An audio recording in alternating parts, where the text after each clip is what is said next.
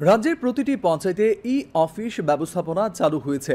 E filing পদ্ধতিতে গোটা রাজ্যে পঞ্চায়েতের কাজকর্ম চলছে বলেছেন পঞ্চায়েত মন্ত্রী কিশোর বর্মন। তিনি জানান, রাজ্যের প্রতিটি পঞ্চায়েতেই গ্রাম সভার আয়োজন করে পঞ্চায়েত অগ্রগতি সূচকে অংশ নিয়েছে। পঞ্চায়েত মন্ত্রী কিশোর বর্মনের সভাপতিত্বে আজ দুপুরে কৈলাসহর সার্কিট হাউসের কনফারেন্স হলে পঞ্চায়েতি ব্যবস্থার কাজকর্ম বিষয়ে এক বৈঠক অনুষ্ঠিত হয়। বৈঠকে উপস্থিত ছিলেন ঊনকোটি জেলা পরিষদের সভাধিপতি অমলেন্দু দাস, জেলা শাসক ডক্টর তমাল মজুমদার, পঞ্চায়েত অধিকর্তা প্রসূন দে সহ ত্রিস্তর পঞ্চায়েতের জনপ্রতিনিধিরা। আমাদের যে ত্রিস্তর পঞ্চায়েত পরিচালনায় বিভিন্ন যে দিকগুলো আছে সেগুলো নিয়ে আলোচনা হয়। এর মধ্যে আমরা জানি যে গত বছর আমরা সারা ভারতবর্ষের মধ্যে ত্রিপুরা এবং উড়িষ্যায় দুটো স্টেট একমাত্র স্টেট যেখানে আমরা সাতটা পুরস্কার সারা ভারতবর্ষের মধ্যে ত্রিস্তর পঞ্চায়েত পরিচালনার ব্যবস্থার ক্ষেত্রে আমরা পেয়েছি।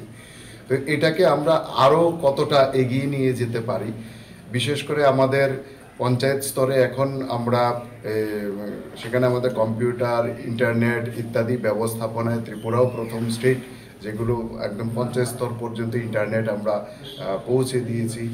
ই ফাইলিং এখন পঞ্চায়েত থেকে শুরু করে এবং আমাদের একদম ক্যাবিনেট পর্যন্ত ই ফাইলিং ব্যবস্থা কিন্তু আমাদের ত্রিপুরা রাজ্যে প্রথম রাজ্য যেটা লাগু করেছে।